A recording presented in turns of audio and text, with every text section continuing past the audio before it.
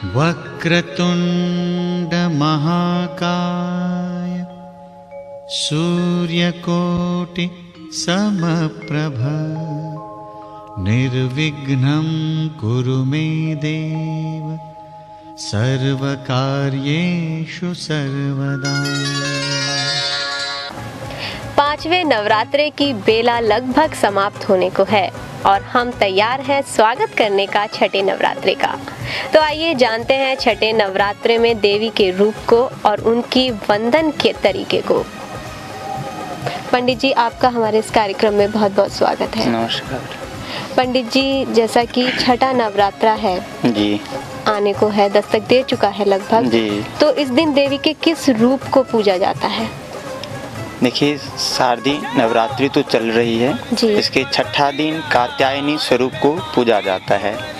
कात्यायनी स्वरूप जो जगतजननी माँ की है, ये एक कथा इस प्रकार की आती है जो देवताओं को साधना करने में राक्षस लोग बहुत परेशान कर रहे थे जी। उससे संतप्त होकर के देवताओं ने कात्यायनी ऋषि के आश्रम पे गए और वहाँ जा कर के कात्यायनी ऋषि से प्रार्थना किए। प्रार्थना करने के बाद कात्यायनी ऋषि के कथनानुसार नवाह पारायण हुआ। नवाह पारायण मतलब 9 दिन तक दुर्गा सप्तशती की पाठ। हाँ जी। तो नवाह पारायण करने के बाद जगतजननी माँ वहाँ प्रकट हुए कात्यायनी ऋषि के आश्रम में छठे दिन शाम के समय, इसलिए इनका नाम कात्यायनी ऋषि के आश्रम पे प्रकट होने के कारण इनका नाम कात्यायनी पड़ा। तो जो इनकी पूजा अर्चना का तरीका है वो क्या है?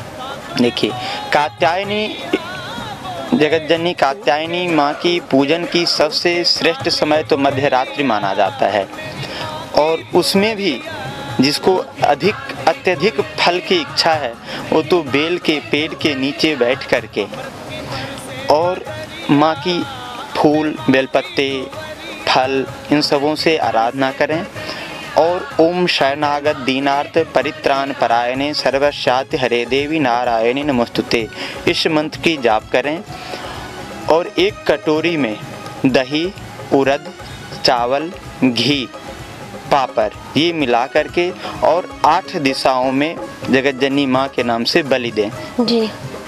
ये इनके लिए सर्वश्रेष्ठ पूजन है। तो जो इस पूजा का फल है जी, वो किस प्रकार मिलता है, क्या फल होता है? देखिए, ये पूजन तो काफी सर्वश्रेष्ठ पूजन है। जिस भी एक उद्देश्य से माँ को कात्यायनी माँ को भक्त पुकारेंगे, पूजा करेंगे, वो अभिष्ट तो अवश्य पूरा होगा ही होगा।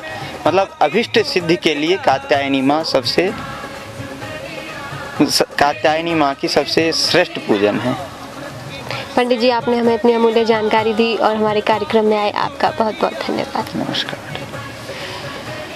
तो ये तो हमने जाना माँ कात्यायनी की पूजा अर्चना और उनके फल के बारे में। इसी तरह से हम माँ के और रूपों की भी चर्चा करते रहेंगे। तो अभी फिलहाल आरती को दीजिए इजाजत। नमस्कार।